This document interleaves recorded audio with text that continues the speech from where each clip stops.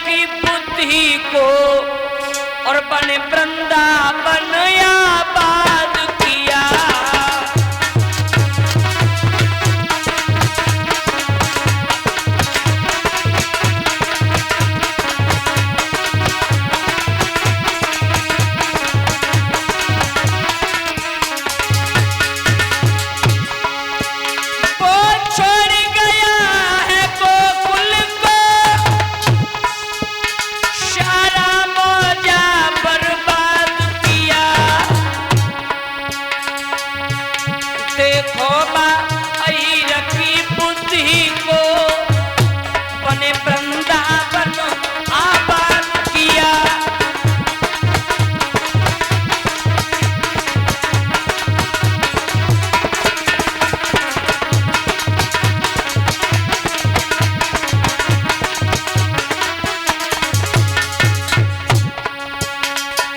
उसी अहीर के दो छोरा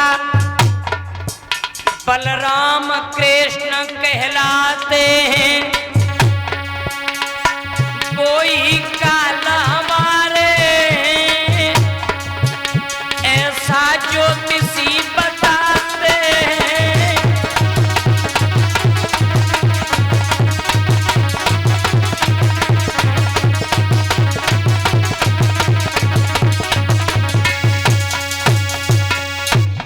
बोले बाबा तुमने नंद नाम का अहीर तो सुना ही होगा। बोले बिल्कुल सुना है। बोले उसी नंद नाम के अहीर के दो छोरा कृष्ण और बलराम मेरे काल बने हुए हैं और ज्योतिषियों ने विद्वानों ने मुझे यह बताया है कि वही कृष्ण और बलराम मेरे काल हैं। बोले तुमने कोई उपाय किया? बोले उपाय की बात कर रहे हो बाबा? अरे मैंने अगासुर भेजा, बकासुर भेजा, सकटासुर भेजा, तृणावर्त भेजा, धेनुकासुर भेजा, लेकिन काऊ नीच ने मुझे आए कि जय ना बताई कि मेरो काल आकर है तो है कैसा, करें तो करें क्या। अब भक्तों बाबा नारद ने कहा कि कंस हम तुम्हें ऐसी अकल बताएंगे कि सांप भी मर जाएगा और लाठी भी टूटेगी नहीं। बोले बाबा ऐसा ही उपाय बताओ।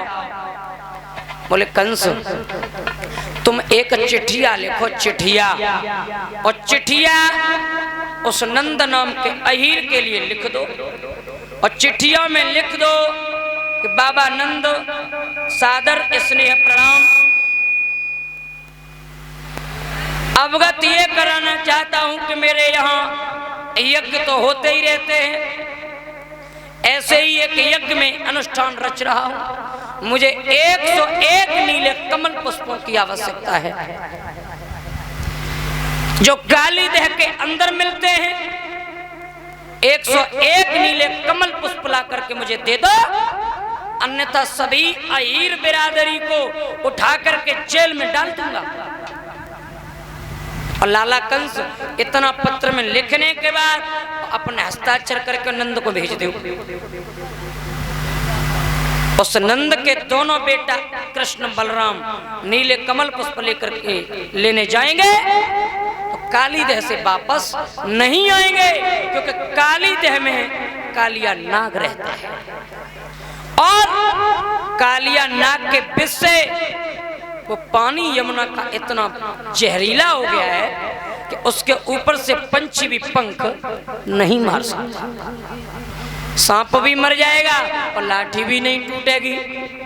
सोई भैया बाबा नारद की बात मानकर कंस ने कुछ चिट्ठियां लिखी और चिट्ठिया में लिख दिया, बाबा नंद सादर स्नेह नमस्कार, मेरे यहाँ यज्ञ तो होते ही रहते हैं, ऐसे ही एक यज्ञ के लिए मुझे 101 नीले कमल पुष्पों की आवश्यकता है, आप ला करके दें। और अगर नीले कमल पुष्प समय से आकर उपस्थित नहीं हुए तो सभी अहीर बिरादरी को उठा के जेल में डाल दूंगा।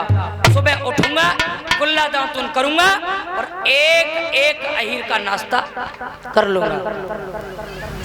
और नीचे अपने हस्ताक्षर और कर दिए, मथुरा का सम्राट भोजराज कंस। अब ये पत्र भैया वृंदावन में पहुंच गया और जोई बाबा नंद ने पत्र पढ़ा तो खोपड़े को पकड़ करके बैठ गए। यशोदा भी पास आ गई। यशोदा ने पूछा कि बाबा आखिर बात क्या है? तो नंद रो करके बोले,